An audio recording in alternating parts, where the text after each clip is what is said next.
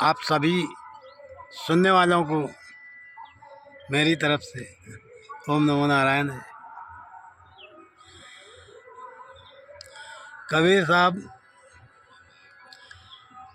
की एक साखी है, उसमें वो बता रहे हैं कि कक्का नाम कबीर है, बब्बा वर्ण शरीर, रर्रा सब घट रम रहा, ताका नाम कबीर। इस साखी में उन्होंने बहुत पूरा रहस्य बता दिया है। हमारा आपका एक नाम है, कोई भी नाम रखा गया है, किसी बुजुर्गों ने नाम रखा है। हम जब कहीं समाज में बैठे हैं तो वहाँ पर सभी लोगों को, कुछ लोग एक दूसरे लोगों का नाम बुलाते हैं, हम सुनते हैं, लेकिन हमारे शरीर में कुछ होता नहीं है। जब कोई हमारा नाम बुलाता है तो हमारे शरीर में एक रोमांच होता है, एक ऐसा महसूस होता है कि किसी ने हमें बुलाया। हम ये महसूस करते हैं कि ये जो बुलाया गया शब्द है ये मेरे लिए ही माना गया है और मैंने इसको माना है। तो जो हमारा नाम रखा गया है संसार में बुलाने का, वो का वर्ण से, कक्का नाम कबीर है। जो नाम रखा गया है वो का से रखा गया है। नाम है, कोई भी नाम हो वो केवल का शब्द से है। बब्बा वर्ण शरीर, बा शब्द जो है, बा अक्षर, वर्ण शरीर, मतलब शरीर का आकार गोरा, काला, पीला, लंबा, मोटा, ठिनगा, जो शरीर का आकार बन रहा है वो वर्ण है, आकृति है। कैसा स्वरूप इसका बन रहा है, जो दिख रहा है, ये शरीर है। बब्बा वर्ण शरीर, रर्रा सब घट रम रहा। अब रर्रा अक्षर को सब घट, देखिए इस घट की बात हो रही है, जो एक शरीर को हम देख रहे हैं उसकी बात हो रही है। हमारे अगल बगल जो मौजूद दूसरे और घट हैं इनकी बात नहीं हो रही है। ये सिर्फ मेरी बात हो रही है। जो हम शरीर को देख रहे हैं उसकी बात हो रही है। तो ये जो घट दिख रहा है, जो शरीर पूरा घट रूप में दिख रहा है, इसमें रर्रा एक चेतन शक्ति, एक एनर्जी सारे शरीर में हमको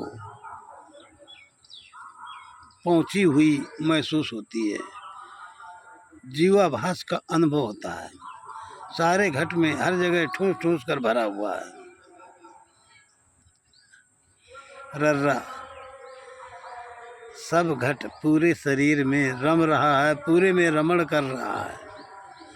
तो ये शरीर हमारी सिर्फ तीन चीज़ों से, नाम से और आकार से और इसमें जो पूरे शरीर में व्याप्त है उससे, ये शरीर संसार में इन तीनों के मिलने से ही, इकट्ठे होने से ही इसकी पहचान है और यही कबीर है। इसी को हम हमारे और शास्त्रों में नाम दिए हैं। कृष्ण हैं, राम हैं, ओम हैं, शिव हैं। तो इसको हम ऐसे ही मान लें कि रा नाम है कोई शरीर, आ कोई वर्ण है, माँ पूरे में रम रहा है। ऐसे इकरा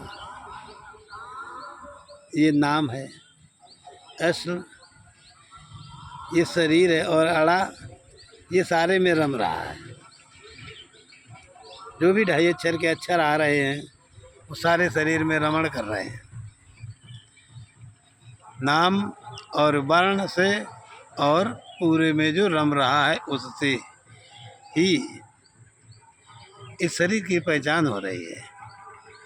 और ये शरीर रमण कर रहा है, शरीर में वो शक्ति रमण कर रही है। रमण करने वाली शक्ति जो है जब इस शरीर से निकल जाती है, जब ये शरीर से निकल जाती है तो इसका नाम भी जो था वो फिर नाम नहीं रहता है। हमारा कोई नाम था फिर वो नाम नहीं रहता है। हमारा वो शरीर था जो वर्ण था फिर शरीर नहीं रहता है, नाम भी चेंज हो जाता है, मुर्दा की लिस्ट में आ जाता है। और जो शरीर का वर्ण था वर्ण भी खत्म हो जाता है, तब वो मट्टी कहते हैं, मट्टी का वर्ण हो जाता है। और रर्रा जो था वो तो निकल ही चुका है, जो सब में घट में रमा हुआ था। ये दोनों ही अलग हो जाते हैं। राम गया, कृष्ण गया, इश्क, प्रेम, प्यार, जो भी अक्षर आते हैं शब्द हैं, कबीर गया शरीर से।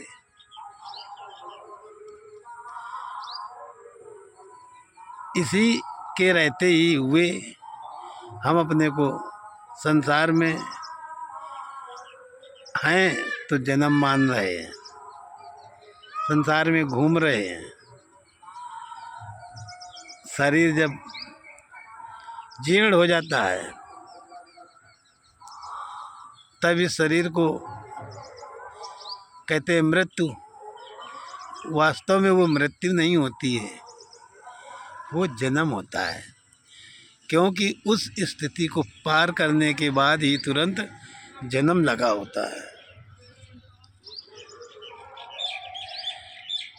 जैसे कोई अंधेले में है, उस दीवार को, उस पर्दे को पार करे, उधर उजेला होता है। इस मृत्यु के क्षण को जब वो पार करता है जीव, तो आगे फिर वो जन्म में ही पहुंचेगा, मृत्यु में नहीं पहुंचेगा। तुरंत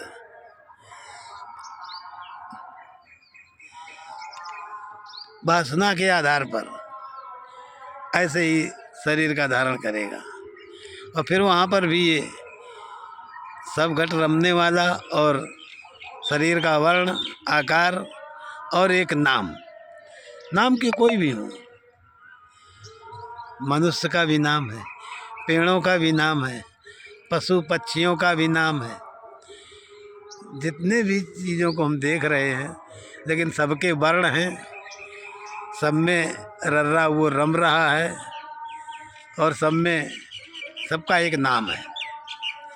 यही कक्का नाम कबीर है, बब्बा वर्ण शरीर, रर्रा सब घट रम रहा, ताको कहें कबीर।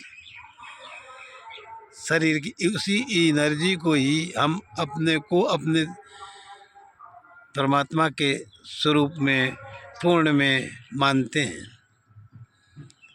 हम ही वो पूर्ण हैं। हम संसार में उस परमात्मा को ढूंढ रहे हैं, लेकिन वो बाहर कहीं नहीं मिलता है, ना है, ना किसी को मिला, ना हमें मिलेगा, ना किसी को मिलेगा। जिसे भी मिलेगा अंदर ही मिलेगा, क्योंकि अंदर वो पूरे में ठसा ठस है, भरा हुआ है, कहीं जगह खाली नहीं है।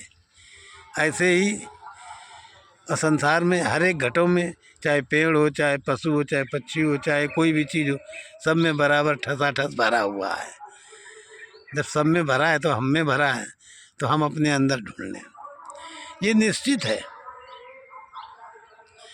कि जो आदमी एक बार भी अपने स्वरूप को थोड़ा बहुत अनुभव कर सकता है, कर लेता है, थोड़ा बहुत समझने लगता है, उसमें उजेला हो जाता है, तो वो मनुष्य संसार में चाह करके भी कुछ गलत नहीं कर पाएगा।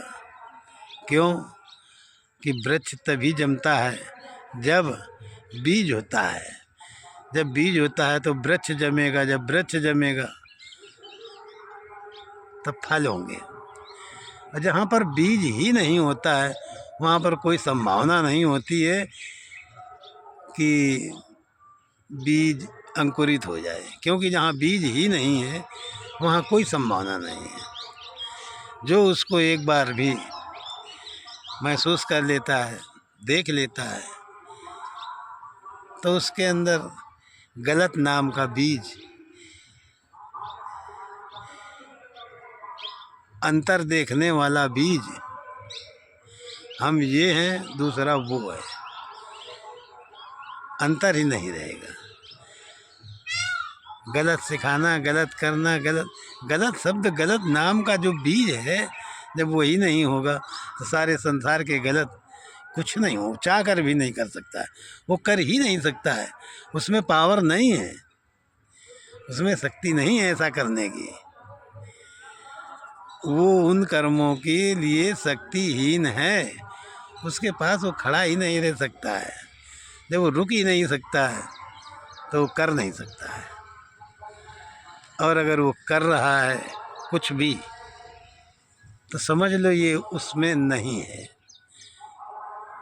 क्योंकि जो अपने उसमें होगा वो सोच नहीं सकता है, वो कर नहीं सकता है। अपने ही उसमें रहने के लिए ही हम संसार में सारे कार्य किया करते हैं, दान पुण्य सब कुछ करते हैं। सारे संसार को हम बताना चाहते हैं कि देखो दुनिया वालों, हमने कुछ किया है, लेकिन कभी खुद के सामने नहीं पेश हुए कि हमने क्या किया है। अरे जो तुम कर रहे हो, जितना भी आज तक किया है, खूब किया है, अच्छा किया, बुरा किया, दान किया, पुण्य किया, कर्म किए, लेकिन फिर भी अभी कुछ करने की इच्छा है, अभी कुछ पाने की इच्छा है। ऐसा मालूम पड़ता है कि हम अभी पूरे नहीं हैं, अभी हम में कुछ और आ सकता है, कुछ और चाहिए, ऐसा मालूम पड़ता है। तो इसका मतलब अभी कुछ जगह खाली है, उसमें कुछ चाहिए, और चाहिए तो फिर वो पूर्ण को नहीं जानता है, जो सर्वशक्तिमान है उसको नहीं समझता है, क्योंकि वहाँ चाहत है।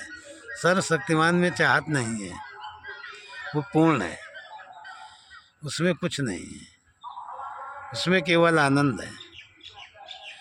इसी तरह से अपने ही स्वरूप को, अपने ही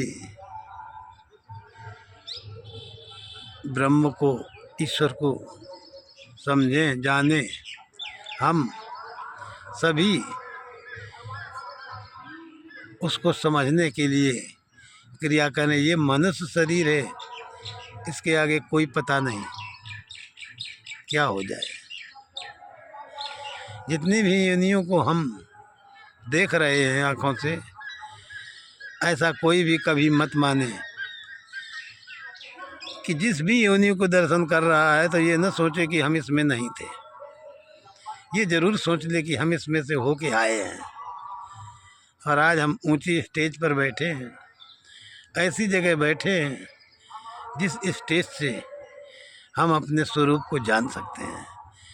हम इस जन्म और मृत्यु के बाहर हो सकते हैं, हम इस पुण्य और पाप के बाहर हो सकते हैं, हम अच्छे बुरे के बाहर हो सकते हैं। हम अपने को इन दोनों पड़रों के बीच में स्थापित कर सकते हैं। जब हम बीच में स्थापित हो जाएंगे तो ना इधर के पड़रे में रहेंगे, ना उधर के पड़रे में रहेंगे। तो संसार में राम को और नाम को भी ना आ माँ, ना से नाम, आ से शरीर का गोरा कालापना होना आकार, और माँ से पूरे शरीर में विद्यमान चेतन स्वरूप। यही तीन तो इस शरीर में काम कर रहे हैं। इसी हमें नाम को जानना है इसी राम को जानना है, इसी कृष्ण को जानना है, इसी कबीर को जानना है, इसी अपने स्वरूप को जानना है। और संसार में अगर किसी नाम वाले को चिंतन करते रहे और नाम समझ लिया कि ये नाम है, ऐसा कोई है, ऐसा कोई आएगा, ऐसा कुछ है, तो ये तो आपकी हमारी भूल है। संसार में मत देखो, अपने में देखोगे तो संसार में दिखने लगेगा, अपने में नहीं देखोगे तो संसार में नहीं दिखेगा। क्यों? क्योंकि यही सिस्टम है।